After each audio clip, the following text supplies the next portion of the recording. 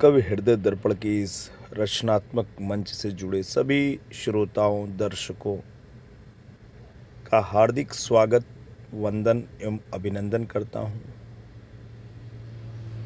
आज रविवार है और आज के दिन लाए हैं आपके लिए बहुत ही खूबसूरत कविता, बहुत ही खूबसूरत रचना। दोस्तों, हर एक व्यक्ति वस्तु का जो अस्तित्व है,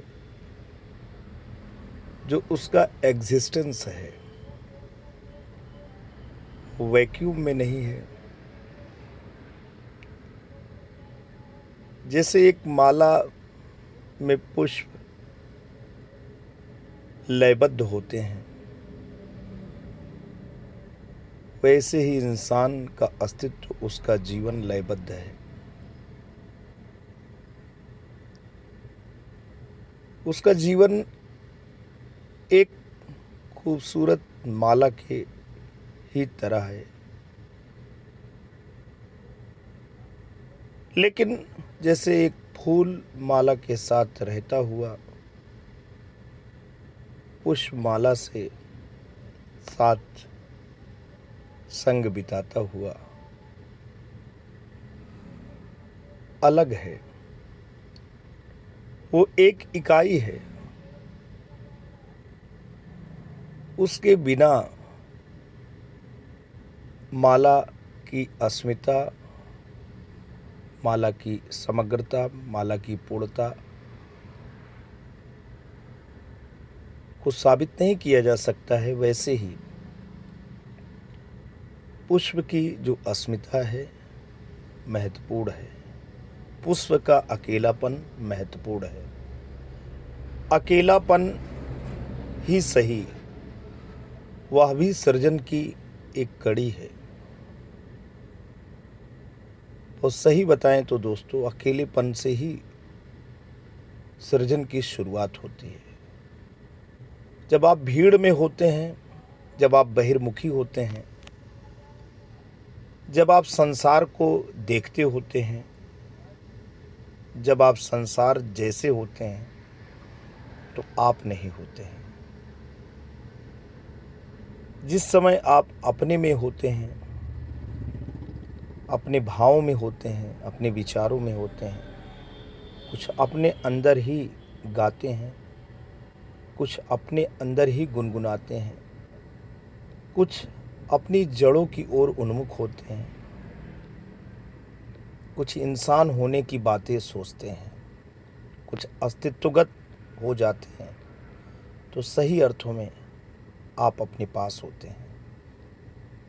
आप अपने जीवन के केंद्र के पास होते हैं, उससे दूर नहीं होते हैं।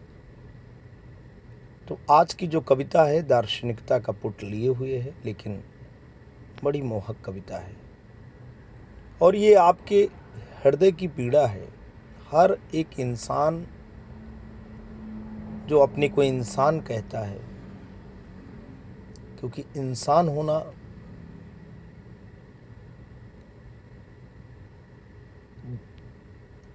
होना पशुता और देवत्व दोनों गुणों को शामिल करना है।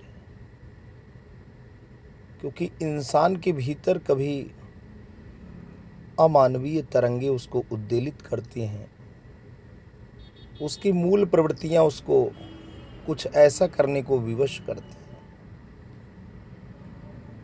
जिसपे उसका जोर नहीं रहता है। तो उसका विवेक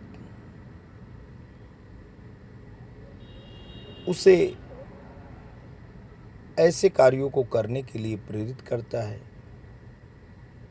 जो उसके मनुष्य होने की विशेषता को बताता है और उसे देवत्व की ओर ले जाता है। तो प्यारे दोस्तों, कवि हृदय दर्पण की इस खूबसूरत मंच से आज हम शुरू करेंगे कविता पाठ। कविता का शीर्षक ही है कि हर इंसान अकेला है। आप देख पाते हैं कि छोटी सी बया है, छोटे से बेजुबान ऐसे जीव हैं, ऐसे क्रीचर हैं जो आसक्त भाव से ही सही लेकिन सृजनात्मक कार्यों में निमग्न रहते हैं। उनकी सृजनात्मकता ही उनकी पहचान है, वही उनकी मूल वृत्ति है। एक पक्षी जो कि तिनके तिनके ला करके घोंसला बनाता है, जो रूखे सूखे तिनकों के बीच में जीवन का स्पंदन ढूंढ लाता है, और केवल ढूंढ के लाता ही नहीं है, एक खूबसूरत आशियां बनाता है, सुरक्षित इंसान की दुनिया में ही सही लेकिन एक शांत नीरव स्थल जहाँ वो अपने अस्तित्व को गा सके, गुनगुना सके और अपने भीतर से ही सृजनात्मक जो ताकतें हैं उनको सृष्टि के क्रम के अनुरूप सजा और संवार सके। तो आज अकेलेपन में पीड़ा ही नहीं होती, अकेलेपन में सृजनात्मक शक्तियां भी होती हैं। अगर आपने एहसास किया है तो बड़ी बात, और अगर अभी तक ना एहसास किया तो करने की कोशिश करना। आइए इसी से संबंधित कविता का पाठ करते हैं। कवि हृदय दर्पण के इस मंच पे जो कविता है इसके रचयिता अजय प्रकाश दुबे हैं। आप हेड मास्टर हैं परिषदीय आंग्ल भाषी मॉडल प्राथमिक विद्यालय राजगढ़ सदर प्रतापगढ़।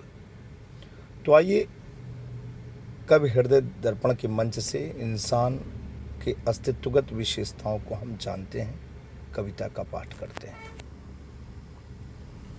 हर इंसान अकेला है, तिनके सूखे रूखे से, तिनके सूखे रूखे से करुणा की कोमल ढाल बने, सपने मोहक रेशम से अरमानों की जान बने। सृजन ध्वंस के आयामों सी, सृजन ध्वंस के आयामों सी जीवन मृत्यु की बेला है।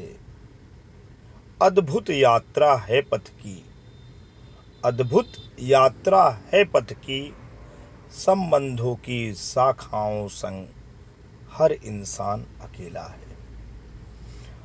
तो ये जीवन की जो यात्रा है दोस्तों बड़ी ही अद्भुत है। इस जीवन की यात्रा में हमें सृजनात्मक शक्तियों के भी दर्शन होते हैं, ध्वंसात्मक शक्तियों के भी दर्शन होते हैं। जन्म और मृत्यु दोनों इंसान के वश में नहीं है। हमारे वश में जो है अपने जीवन को सही दिशा देना, अपने सपनों को बुनना और अपनी पहचान को इसी सृष्टि पे कहीं न कहीं अंकित कर देना, वही आपका निशानी होगी और वही आपके जीवित होने का, वजूद को साबित करने का एक स्वर्णिम पल होगा। तो आज के लिए इतना ही। अजय प्रकाश दुबे जी हैं, हेडमास्टर मॉडल विद्यालय राजगढ़ सदर प्रतापगढ़। मोबाइल नंबर 8423854664 पे आप संपर्क कर सकते हैं। जल्द आपके समक्ष नए कविता के साथ पुनः हाजिर होंगे। तब तक के लिए जय हिंद, वंदे मातरम।